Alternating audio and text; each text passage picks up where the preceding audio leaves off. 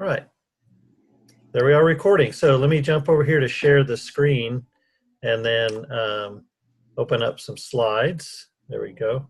And the slides may cover some of the controls. We'll see. There we go. So yeah, you should see your screen should be covering all the slides there. Okay.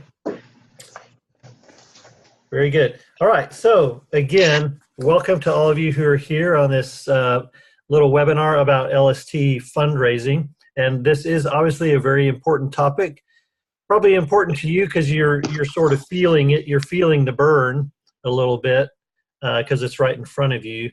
And we know it's just something that has to get done. But it's also important because the act of support raising or fundraising can be just as faith inducing and faith building as actually going on a project.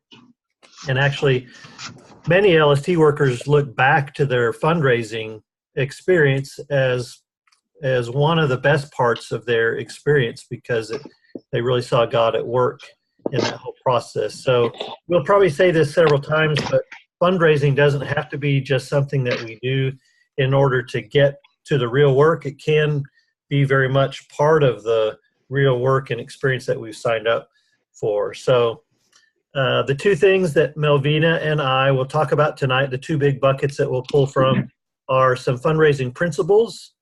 So I'll focus on those first, and then some fundraising practices, just the actual how to do fundraising. Now, none of this is rocket science, but it may be helpful to put those two big buckets out there. The principles, of course, are helpful because if you understand a principle, then you can put it to work in a number of different contexts. You know, you might even build up some new practices based on the principles. And then, of course, the practices are important just because you need to have some way to actually raise the funds. So that's kind of how we'll divide up this webinar. And we're not going to tell you everything that Craig and Melvina know about fundraising. We could take almost any one of the points that we're going to cover here and spend another hour just kind of talking about that idea. So we'll try to hit the most important parts. And a lot of this is at least summarized in the fundraising quick start that you probably have access to. So we won't cover everything that we know.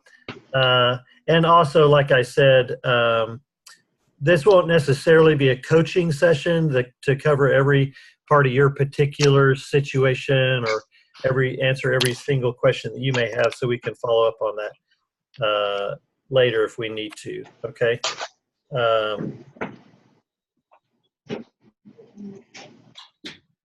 All right, so some principles that we'll cover. The way that we think about fundraising, we'll talk about that. Something called the God Ask principle, about the idea of using fundraising from a relational standpoint, principle about how we ask matters, and the role of gratitude. So I'll touch on those. And then as far as practices, who to ask, face-to-face asking, person-to-person asking, fundraising letter, which that's probably the thing that most of us know something about, follow-up, making our ask about the donor and not always about us, and then support team management, thinking about your donors, your supporters as a support team and managing them that way. And then just a little nod towards out-of-the-box ideas, okay? So let me walk through some principles. And these are principles because you could apply them in any number of contexts. So the first one's the most important one. And if you sort of hold on to this or work on it, I think the rest will fall into place. So this idea that the way we think about fundraising is as important as the way we actually do fundraising. If you have a good perspective on fundraising, then the rest of it is really just best practices and hard work. The quote on this slide here is from Support Raising Solutions, an organization that we've done some training with in terms of fundraising. And one of their little quotes, 90% of support raising is perspective. So we're trying to view it as as a ministry. And as we do, they say their experiences that helps you stay engaged with fundraising from a long-term perspective. So a couple, I don't think I've got this on the slide, but a couple of visions that people may have when they think about fundraising in terms of the role, like what is the role of fundraising in what I'm doing? So some of us may have this vision of fundraising where we're looking ahead to the work that we're going to do. We're thinking about the place we're going, the culture, the people we'll meet, our reading sessions. And we see fundraising as just a means of getting to the work. So just like you might need a car to drive to your work, you might think of fundraising as a means to get to where you really want to be. And in that sense, then fundraising is more transactional in nature, which is not really the best way to handle fundraising, where you approach donors strictly transactionally, hoping that they'll give, and once they give, then you're sort of done with them, and you're just trying to get the fundraising out of the way so you can get on to the real work. So that may be one vision you have of fundraising. But another vision of fundraising is that you're looking ahead to the work, and you realize that it's such a powerful thing that you're going to be involved in. It's wonderful, it's full of joy. And so because of that, you want to invite as many people as you can into the opportunity with you. It's an opportunity that's bigger than you, that's bigger than any team, it's bigger than any of us. And fundraising becomes the means of inviting people into this wonderful vision of the future, this wonderful opportunity to travel and to serve and to share faith with people. And so in that sense, then fundraising is more relational. And I'll come back to that idea, but it's more relational. So instead of transactional, fundraising is relational, not just a means to an end, but a vehicle through which other people are joining you on this wonderful journey. So the hardest thing about fundraising is what's going on in your head and your heart. It's not just who to ask or how to ask them, but in many, many cases, maybe every case, the thing that keeps people from moving forward in fundraising is not just that they don't know what to do, but something about their thinking. Probably the most common response, the most common reason people don't like to fundraise, if you boiled it down, it would come back to something like, well, I feel like I'm begging, or I hate asking for myself, something like that, which really has to do, you're not, right? I mean, you're not just asking for yourself, you're not just begging. And so when we say that, what we're really saying is that it has something to do with the way we feel or the way we think. I mean, we're not really asking just for ourselves, right? This is more of a matter of pride and humility when we say things like that. So support raising isn't just something we do to get to the real ministry. It can be part of our faith journey. So I'm just pointing out the emotional content of fundraising, that before we race ahead and talk about how to do fundraising, we need to think just a little bit about what's going on in our heads when we think about fundraising. There's an emotional component, there's a spiritual component, and then there's the physical component, which is actually doing the fundraising. Now, of course, for Christians doing fundraising, Scripture comes to play here too, and it can be a very helpful exercise to just sit down and write out what you think Scripture says about fundraising, because many of the principles in Scripture about fundraising come back to what do you think about fundraising. So we put a few here on some slides, but you might think of some of your own. And again, I think you know all these things, but put them in the context of fundraising. So principles like God creates and owns all things, that we remember that when we're asking that. And so because of that, then we go to God first when we need things, because he owns all things and creates all things. So we go to him first. And then as God shares, as we receive, then we become stewards. And we're all stewards. It's not just a money thing, it's a posture towards things that we receive, opportunities, relationships, physical things, and of course, money. But you are stewarding this opportunity by sharing it with others. And when people have an opportunity to give financially to you, then they are being a steward as well. And then a couple others. This one, you might give some more thought to, that God's people have always invested resources in those serving in some kind of full-time service. So coming to grips with the idea that you are a good investment. You are a good investment. And that's either a principle you're unaware of or you don't like to apply to yourself. But there are lots of places in Scripture where God's people come together to pool resources to support people to do good work.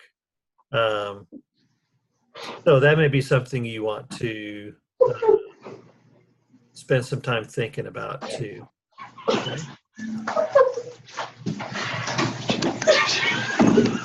All right. It may be helpful if we could mute the. I can't see a way to do that, Melvina. All right. Well, let's just go on. Okay. And then the idea of being people being blessed by giving. That can be helpful. I know it sounds self-serving to just walk around and tell people, "Hey, if you give to me, you're really blessed." But it's still true that when you say, "Well, I'm not going to ask that person," in some way, you may be withholding some kind of blessing from them. All right. So some principles there. Okay. Let me click back on the slide. Yeah. So that first one is probably the most important one. And let me just cover a few others very briefly. But what you think about fundraising really does affect the way you do it. Another principle that's related is something called the God Ask principle. This comes from Steve Shadrack and Support Raising Solutions, their fundraising ministry. There's a great little book on fundraising called The God Ask, where this comes from. And the basic idea is that is to think about the triangle where you are seeking support, but you're going to God first. And potential donors are also going to God because they're seeking for wisdom and using their resources well. And so then when you come to approach a potential donor, what you're really doing is exploring whether that meeting between the two of you is a point where both of your prayers are coming together. You're praying to God, they're praying to God. So when you approach a donor, then it's more from the standpoint of, hey, this might be a point where your prayers and my prayers are coming together. Could we think about that together? If they say yes, awesome. If they say no, then that's okay. They're just saying that this is not for them a point at which these prayers are coming together. And so we go on to the next person. Let me just read you one quote here from Shadrach's book. He says, as a support raiser, I'm simply a mediator seeking to connect his people and his resources with his plan. That takes all the pressure off. The Lord calls some of us to be missionaries in Kenya, some of us to be campus workers in America, others are supposed to wear coats and ties and spend their days investing funds or buying real estate. Once we realize we're all in the game, it's a fixed result. We all simply play the role God has assigned us, faithfully fulfilling the Lord's purposes in our lives. We go to him for our needs, our funds, our fuel for the ministry. We pray and ask him before we ask anyone else. We talk to God about his resources before we talk to man about his. This is vision-driven support raising in a budget-driven world. This is vertical versus horizontal support raising. I don't dare just go to a donor and ask. I always make the God ask first. And then two or three others just briefly. The principle that fundraising is relationship building. So I've touched on that already. But we want to approach people from a relational standpoint and treat people like they really are part of our team, like they're part of your support team. Real fundraising is always about relationship giving, because people give out of relationships. People give to people. That's one of the most important things to know, is people are not going to give to you first because you're doing Let's Start Talking. They're going to give to you first because they know and they love you. They may learn to love Let's Start Talking later, but they're going to give primarily because of who you are and the relationship you have with them. So you want to build on relationships, build relationships as you're asking for support. And then how we ask matters. And this gets a little bit into the mathematics of fundraising. So it may feel like it moves away from the spiritual and emotional part of fundraising. But mostly this is just reminding you that there really are, we all know there are different ways to ask, and Melvino touched on these. There are also different response rates. And so when you ask, just give some thought to being sensitive to the different response rates that may go along with different ways of asking. So here's one way to look at that visually.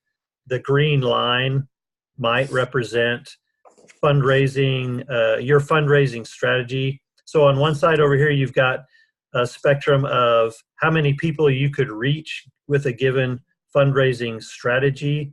So for example, if we all gathered money and bought a commercial on Netflix, that would be way up here on the high side. We would probably reach millions of people with our plea to go to Japan on Let's Start Talking. We'd reach a lot of people. But similarly, often those attempts to reach the largest number of people, they often fall down here lower on the response rate side. So you can imagine if we paid for a commercial on Netflix, we might reach millions of people, but probably only a tiny fraction of those people would actually give. Where then on the other hand, if we picked up our phone and started calling people, we're not going to reach as many people. So we'll be down here lower, but probably, and we know this just from experience, probably we're going to have a higher response rate. So that doesn't mean we should only call people, and it doesn't mean we shouldn't do other things. Letter writing is probably a little up here higher. So higher number of people reached, lower response rate, probably. It just means we need to be thoughtful about how we do that, which method we pick, and maybe pick several methods there. So, and you can do the math, if you had different response rates for letter writing or face-to-face asking, how many people do I need to ask? If everybody gave $100, you can kind of do the math and figure that out. But sometimes it is helpful to do the math, because you start to see, like, if I just rely on letter writing, I might have to send 200 to 300 letters or more. Whereas if I did some phone calling, I might only need to reach out to 30, 40, 50 people. Okay. And then last, in terms of principles, is this idea of gratitude, that we want to be thankful and cheerful, prayerful, no matter what. That every donation is an awesome donation. Every contact we have with a donor or potential donor is a great contact. Some people that we thought would give a lot, give a little, and we're thankful for that. Some people who we thought would give nothing, give a lot, and we're thankful for that. So this process of fundraising, one thing it can do, if we work on it, is it can help us be more thankful people to live in gratitude. All right, so those are principles. Those are things that you can apply in a number of different contexts. So we'll jump from that to some practice. And you want me to click on the slides, Melvina, or? Yeah, I think, or give me the host, right? Yeah, how can I? Turn it over to Melvina No, here. no, no, don't. I think just you can click Let on. me click them. Okay. Yeah, Yep. yeah. Cool. All right. I'm gonna do a roll call real quick. Is Maya, Michaela, y'all still in the room? I think they're muted. Let me Oh, unmute them. Maya, Michaela, y'all are still in the room? Yeah, we're here. Cool. All right. Hey, Malachi, you still with me? Yeah, I'm still here. Cool. All right. Brooke, you in the room? Yes, I am. Yes, because we do want to go to where we're going and we want to invite people. All right, good. Just needed to check. John, I'm sure you're still with us. Yep. And Lauren. All right, cool. All right, well, good. So I'm going to talk about practices, and if you want, you can take notes. I also need to, everyone, I just want to say most of you all are on the same playing field right now because most of y'all have applied within the last month or two. And so most of you all are thinking, how do I get this started? So I just want to let that be known. One is above anybody in this room. We're all working towards the same goal of inviting people to come with us. And that just means, how do we do that? How do we get started? And so Craig talked about the perspective of it, and it really is all mental. And so let's keep reminding ourselves of that this is not just for you. This is for the bigger cause of who you're going to be reading with, who you're going to be serving. So it's not just about you. So let's just keep on pushing forward, and then just think about our to-do list. Now that we have the right perspective, we know that this is a bigger thing than ourselves. This is bigger than Maya at York. This is bigger than, John at Oklahoma Christian. Now that we have that perspective, we know that God is going to be with us, and this is just something that is normally done. A short-term missionary or a long-term missionary, they ask people to get behind them. And how do they do that? So I'm going to talk about the practices. And if y'all want, y'all can take notes. I'm also going to send this out. Some of y'all have this and some of y'all don't.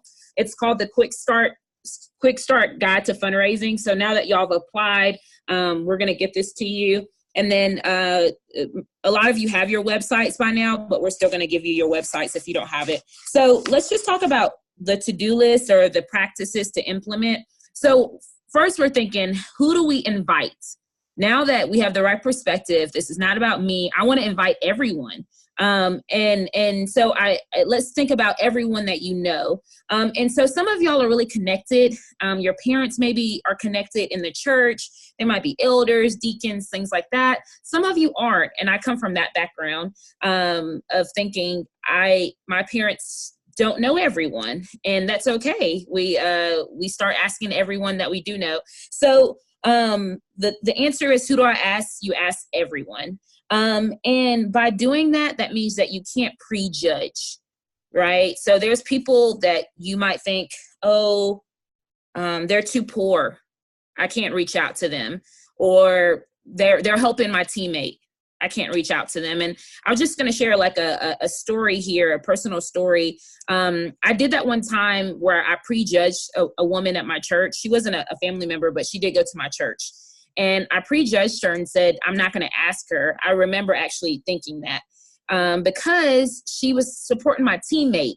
So I felt bad. And I said, in my mind, she doesn't have enough money. I made the decision for her. So 2 months later, I was still doing fundraising. She came up to me at church and she said, I've been waiting for you to ask, and I'm actually quite mad that you never asked me to come along with you by giving. And it was just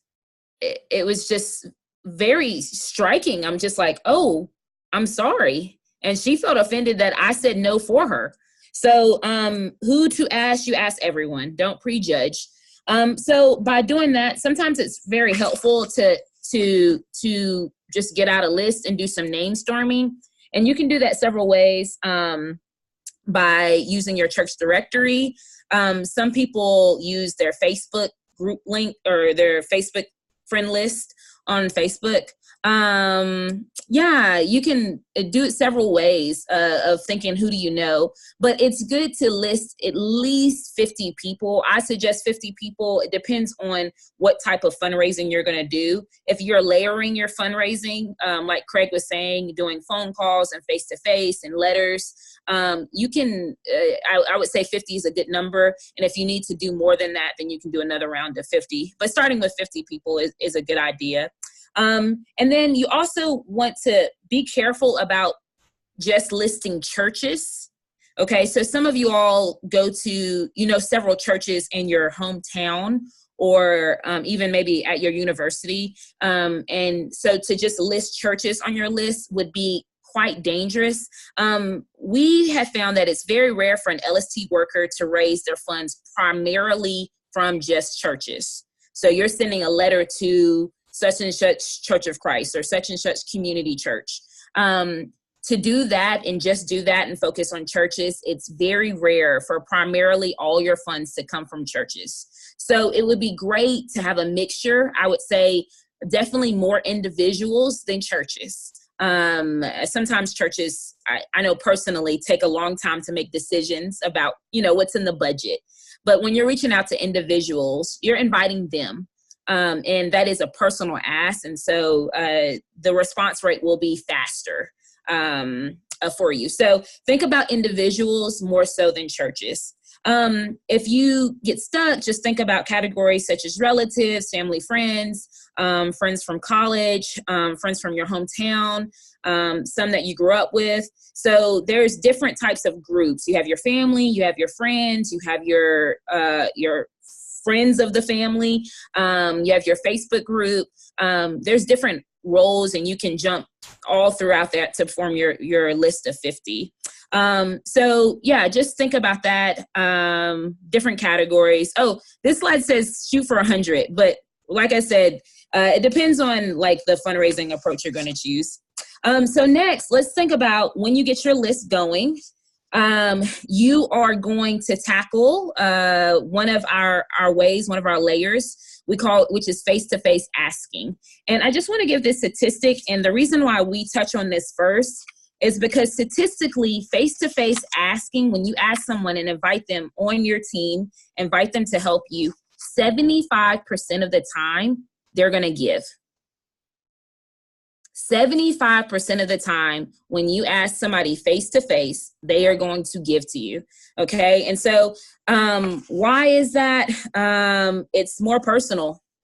You are literally sitting down in front of them and you're saying, you are important enough for me to sit down face-to-face, for me to ask you of this, for me to ask you to join my support team. So you're telling them you are important to me. I think that I want you to help me with this. Join me with this when you're doing face-to-face. So it is challenging, but it's very productive and the response rate is very high. So how are you going to do that? You're going to set up appointments and you're going to tell them about the specifics of your trip. And so setting up the appointments, I see it done several ways. You can make phone calls and do your appointments. And I also actually call them coffee dates or coffee meetups. Would you like to meet me for coffee? And share about your trip then. And you can do that several ways. You can do that through text messaging. I've done that through text messaging where I'll just text Ms. Johnson and say, hey, Ms. Johnson, I would like to share with you what I'm doing this summer for Let's Start Talking, and see if you would like to partner with me financially.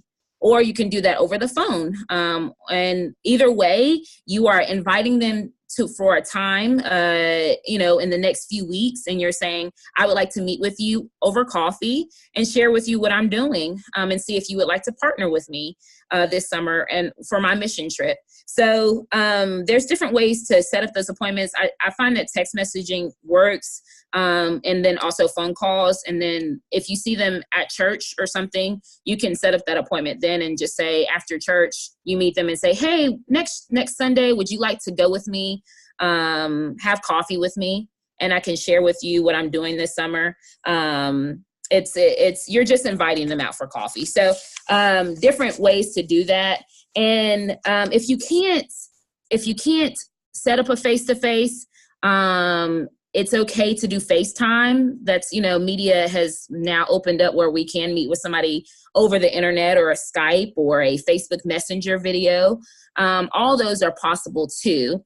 But let me just kind of touch on what happens at that actual coffee appointment or coffee meetup. What you're going to do is you're going to, I usually say for the first 10 minutes, I get to know them. I don't go right in for the ask. I actually catch up with them and see how they're doing. So if there's somebody from your church back at home and you're at home for Christmas break, you're going to ask them and say, hey, how's things going at church? And how's your, how's ladies Bible class? How's that going? So I usually, for the first 10 minutes, it's all about them, just asking, hey, how's your life? And if you don't know much about them, it's good. This is a great time to set up that relationship and learn about them. What do they do?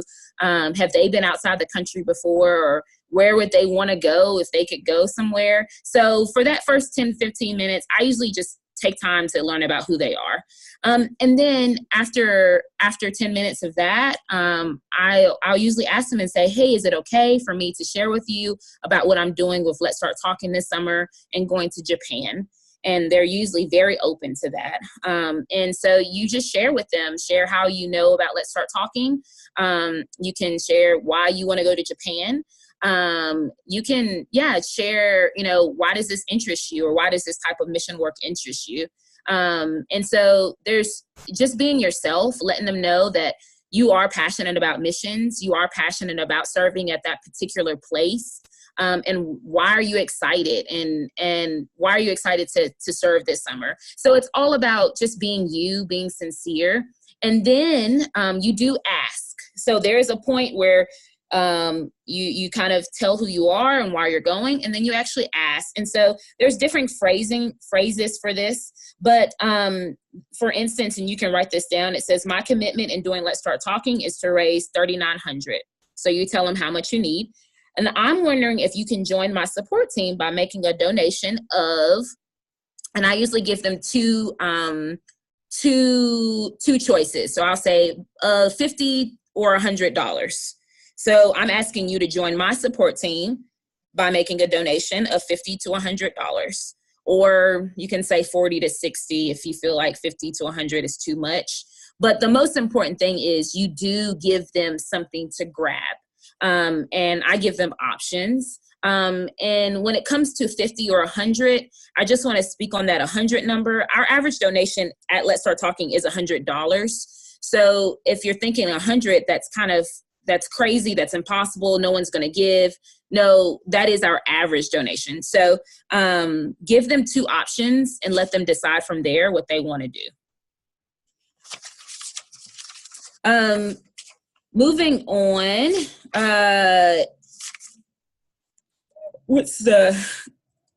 Craig, can you click on the next slide? Okay, so let's just say you cannot, after you have asked, you are silent and let them answer you, okay? And that's kind of an awkward thing, just silence of like, I don't know if they're gonna give, but they're thinking in their head, I like this girl, Michaela. I like this girl, Brooke. She's sitting in front of me. She invited me out to coffee. Do I want to give to her? And usually it's yes. 75% of the time it's yes. And you're inviting them, okay? So this is not just a transaction. You're literally saying, will you partner with me or will you join my support team? Those are the two phrases I want y'all to focus on. Will you partner with me or will you join my support team by giving a donation? And so then they say yes. And if they do say yes, then I always make sure that they have a way to give right there at the table. So I grabbed our LST envelopes, and some of y'all have these and some of y'all need them. But in general, I usually have an LST envelope, and I'm going to send this out to everyone if you don't have them. All the York people, y'all have, it's on campus. There's a box of envelopes, just FYI. So I usually have an envelope at the table. And if they say, yes, I want to give to you, Brooke, because I believe in what you're doing. This sounds like a great ministry. And I usually follow up, well, how would you like to give? By check or by online? And if they say check, then you can have one of these envelopes, and they can put their check in and send it to the Let's Start Talking office. If they say online, most of y'all have your online site by now if you've applied. And so you can share with them your online link right then before they leave the table. So it's important that they know how to give right then, so they're not texting you, they're not trying to figure out how can I give to her when they leave. I just think it's just a smart way to help them help you, and giving them the tools to help you. So one is check, or the other is website. And if you need envelopes, I'm sending you some. And I just want to say, by the way, all of your checks should have your names on it somehow. Sorry, Craig, I'm going off script, but I just had to say this. All checks should have your name on it somehow. Or if you're using these envelopes, just make sure your name is like somewhere on the envelope. Okay. So back to traditional ways and practices. If you cannot meet with them face to face, you can do exactly what I said, but do it over the phone, and set up an online or a phone conversation with them. So you can text them and say, hey, can I call you at this day or this time, and meet up with you? Or or even at church, maybe ask them, hey, can I talk to you later today, or something like that. So setting up a phone conversation is great. I will have to say, statistically, it's a good statistics, it's a good response rate, but 60% of the time, a phone conversation will result in funds. I'm not sure how much that would be, but 60% of the time, it's a great way to reach out to someone and invite them. So yeah, just remember that 75% of the time, you're going to get funds face to face. It goes down a little bit with phone calls. And now we're going to talk about fundraising letters, your fundraising letters. Fundraising letters are very traditional. One thing that we say with Let's Start Talking is, if you make it a standalone event effort, it's going to be very slow. So we would love for you to use fundraising letters, if you're sending fundraising letters out, to also make sure you follow up with phone to phone or face to face. Because fundraising letters, the response rate is low. Right now we see it as 15%. For every 100 letters you send out, you will have a 15% response rate. So you have to do a follow up with that. But tips for your fundraising letter, it should be one page. Please be just upfront with what you need. I'm pretty personal within my first two paragraphs or my first paragraph of who I am and what I'm doing and why I'm choosing Let's Start Talking and where I'm going. And then at the bottom, I'm telling them this is what I need. By February 15th, I will need $2,000, and I'm asking you to partner with me by giving $50 to $100. So that's the wrap up, just leaving them to know that there is a deadline by February 15th of $2,000. And they have something to grab, two options to grab, which is 50 to 100. So just making sure that you do, you're specific and your letter is good. Offer a clear and easy next step. So sometimes you can put your link in your letter, and then also you can put your LST envelope in your letters too when you send those out. So if somebody wants to give a check, they can easily take their check. Your name is written on the check right here, and they send it to the Let's Start Talking office. Okay. So, as you see on the slide, it says no grammatical errors. So just make sure it's crisp. I always, sometimes if I have enough ink, I'll put my picture on the letter to make it even a little more personal. So when they open their letter, they're like, oh, there's Maya, or there's John there. Yes, I remember this kid, and I do want to give to him. So if you have some ink, I would suggest putting a picture on there. It goes a long way. It's more personal. the key or the tool in fundraising is being as more personal as possible, is being most personal as possible. So, and thinking of that, and then making sure that you're following up is really key. So let's just say you sent out a letter, and they haven't responded. Okay. So our suggestion is to make sure that you follow up either by a phone call or by an email or by a face-to-face. You want to make sure you do follow up on those letters. I think the question is why? Well, I think there's some mystery, and that's why the response rate is so low. When you send out letters, we're not sure if they've opened them. So when you follow up, it's clear that, you talk to them on the phone, and it's clear that you've asked them, you've invited them on your trip. So for instance, you can say this, I hope you received the letter I sent 2 weeks ago and have had time to think about my request. I'm spending time this week just trying to update my records and see where I am on my fundraising efforts. Would you be able to join my support team by making a donation? So you're pretty much saying, I sent you a letter 2 weeks ago, and I'm just following up, seeing what have you decided, where are you at, or where have you decided in giving, and that's when you can get your actual yes or your no. So if you haven't received a yes or a no from anybody, then take that as a time to follow up, so you can get a concrete answer of a yes or a no.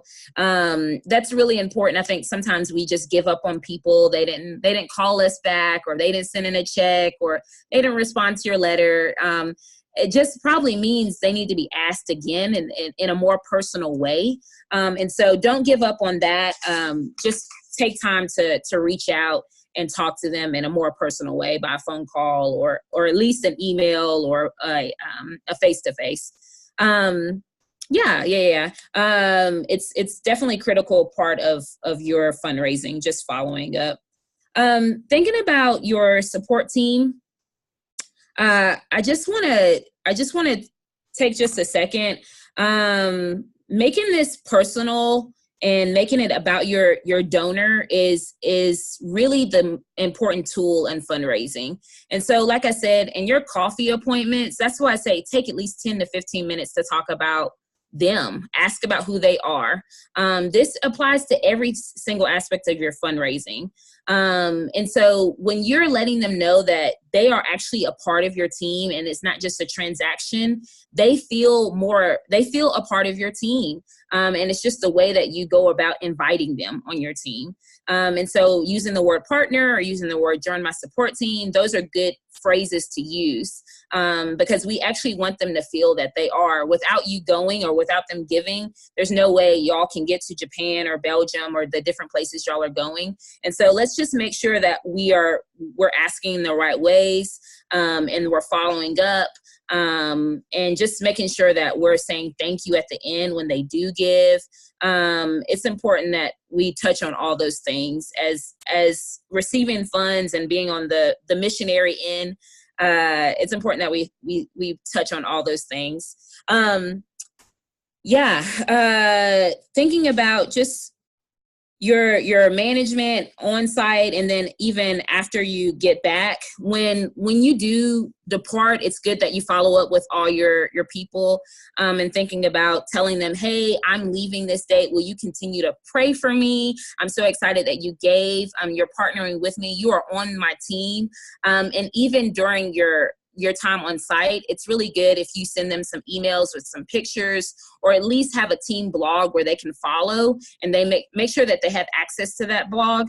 And then after, when you get back from your project, and we tell all of our college students and all of our workers in general, everyone should receive a thank you when you return back from your project. We're all tired, and we'll talk about this more, but just making sure that you say thank you. And it's really good to do face-to-face thank yous when you get back and say, this is what happened. This is who I read with. This is the story, share some stories. So they were actually on your trip. They gave financially, they supported you, and you want to make sure that they are with you until the very end. And so they hear the end result of what happened, where did their money go to, and how did it help in Japan? How did it help that church, or how did it help that church in Belgium, things like that. So thinking about just making it more of a team, and making sure your supporters are part of that team. Different things to do is really important. We're going to talk, Craig, I feel like I'm running over time. I don't want to do that, but let me just say there's some other practices in fundraising. So we touched on face-to-face, which is our highest response rate. And then telephone calls is great too, with the 60 to 50% response rate. Your letters, doing that is great, but just not just, using that just for your only sole purpose of fundraising. That's not going to work. It won't work. You'll have to send out a lot of letters if you want to do that. But here's some other practices you can do. Social media is one. You can use your website for that. So most of y'all, if y'all have applied, we're giving you a website, and you can take your website link and put it on social media and use it as a status update, okay? So I see this all the time, students doing it every other week. They're putting pictures of Belgium, or they're putting pictures of Brazil, and they're saying, me and my team, 5 months away, I'm so excited to get there. Will you partner with me? Will you join my support team? And have your link on your social status or your status on Facebook. You can use Twitter too. I've seen it on Snapchat, really funny, like they'll put their Luke workbook there and Snapchat it and say, I'm so excited for Brazil, or something like that. You can use social media. I think it's a great way to reach a lot of people at one time. Email is similar to letter writing, but it does have a shorter lifespan. Team activities, you all can do team fundraisers, and I suggest that we do think it's a great thing, but don't solely rely on team fundraisers. So I just suggest at least one team fundraiser for your team to get everyone behind you. You can do car washes, you can do spaghetti nights, you can do pancake nights. You can have a raffle. I've seen so many different ways to do a fundraiser. So you can do that. I just would not say don't rely on team fundraisers. It's your sole thing to do. Good stuff. All right. So as we're coming to an end here, I'll say a few things, and then we'll probably stop the recording. And then at that point, if you need to go, that's cool. If you want to stick around and ask a question or two, that's cool too. So we'll kind of bring a formal end to it, but then Melvina and or I can hang on for just a few more minutes and answer any questions. So we do want to really challenge and push you not just to take this and take your notes and keep thinking about fundraising. You got to move on your fundraising. This is a time to move on your fundraising. So for example, what's your plan for the next 15 days? What are you going to do in the next 2 weeks? What are you going to do before you get home, or while you're home? What are the names of 25 people you can ask? So I would like to really encourage you to write that down. Maybe before it's sometime this week. Why don't you write down what your plan is? Not forever and ever and amen as far as getting all the funds raised, but what are you going to do in the next 2 weeks? What are you going to do by Thanksgiving or by the first part of December? Just write some things down that you're willing to commit to, and maybe if you're a campus worker, share those with Melvina. She can help you, or with me, we can keep you accountable. If you want some further coaching, let us know. We can call you individually and help with that. But I think, as we've said here, it's not rocket science. And if you're hesitating, what's probably holding you back is just you either just need to do something, or you need to get over some emotional barrier you've got, which really sometimes the best way to do that is just to do something. You don't have to call everybody tomorrow, but who could you call in the next 2 weeks? Are there 5 people you could call? Are there 10? What can you write your fundraising letter and get somebody to proofread it? What can you actually do? I just wanted to say one thing, Craig, and if you could tell about our December special gift we're doing. Mm, Christmas time is coming up, you guys, and as y'all go home, it's a great time to do your coffee appointments, your appointments with people. So think about, you can make your list now and even start inviting them and say, hey, I will be home in December. Would you like to meet up with me? I want to share with you what I'm doing this summer in Japan to see if you want to partner with me financially. Christmas time is where a lot of our people, our workers, raise a lot of money. So mm. know that we're here for you, and think of your time, use it wisely while you're at home with people that know you and love you, and you can meet with them pretty freely without thinking about classes. Right. So coming up in December, we do have a special opportunity for giving that you want to let your donors know about and take advantage of. Every donation to a worker in December, LST will add 10% to that. So basically on our side of things, at the end of December, if you got 10 donations that totaled $1,000, we're going to give you $100 added to that total amount too. So, but what you can tell your donors is, hey, every donation that's given to me this month, LST is going to add 10% to that. So it's increasing every single donation that you get in December. And they don't have to do anything to trigger that. They just have to give on your fundraising page. That's the only thing they have to do. They don't have to ask for it. They don't have to sort of purchase a gift certificate. They just have to give. So it's going to happen. If you don't take advantage of it, it will happen. If you happen to get 3 or 4 donations in December, we'll still add 10% to it. But wouldn't it be awesome if you really took advantage of it and pushed your donors to give in December, which, like Melvina said, is a month many people want to give anyway. So we're trying to encourage that by giving 10% to every donation in December. So we'll send a little information out about that, but that's really all the information you need to get going on it. So it'll start the 1st of December and run on all the way through, just every day of December, whatever's given. Mm-hmm. Hey, I just wanted to put this last quote up here. I know it's a little long, but Henry Nouwen has a little book on fundraising as ministry, and I wanted to read this kind of as closing. He says, from the perspective of the gospel, fundraising is not a response to a crisis. Fundraising is first and foremost a form of ministry. It's a way of announcing our vision and inviting other people into our mission. And vision and mission are so central to the life of God's people that without vision we perish, and without mission we lose our way. Vision brings together needs and resources to meet those needs. Vision also shows us new directions and opportunities for our mission. It gives us courage to speak when we might want to remain silent.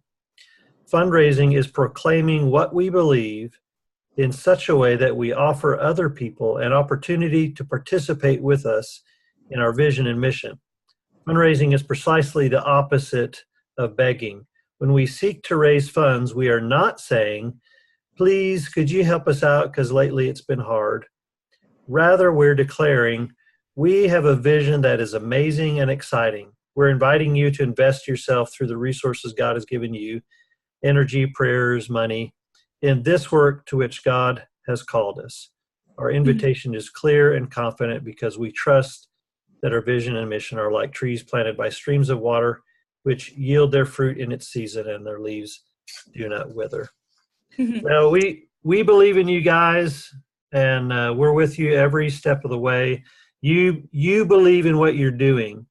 You believe in it, and then let's just let other people know about it. Yeah. So I just want to share one quick story, and then guys, Craig, if you could pray, that'd be awesome. Last year I had a student named Chris, and maybe some of y'all will meet him if you come to IT weekend, his same IT weekend. But in general, Chris was nervous. February, it was looking dire. February 15th was approaching last year. And he just thought to himself, I'm just going to do one of these practices. I'm going to just start calling. And so he called, his first person he called was not related to him. She was a church member. He called her, and he told her, he said, would you like to partner with me by giving $50 to $100? He asked her after telling her about where he was going. And her response was, how much do you need again? And he said, well, I'm asking for $50 to $100. And she said, well, how much do you need total? And he said, well, I need to fundraise $3,900. And she said, okay, I got you. It's done. So that's an exceptional story. But the point behind that is you don't know until you ask. That is the big point. We don't know who wants to partner with us until we ask. So it is just our job to ask and invite them to come along. And from there, God will do what he does and moves people. He just moves people to serve in different ways. So just don't forget that. It's just your job to ask and let them decide if they want to come. Good. Hey, let's end in that kind of prayer. God, help us to ask. Help us not to be shy.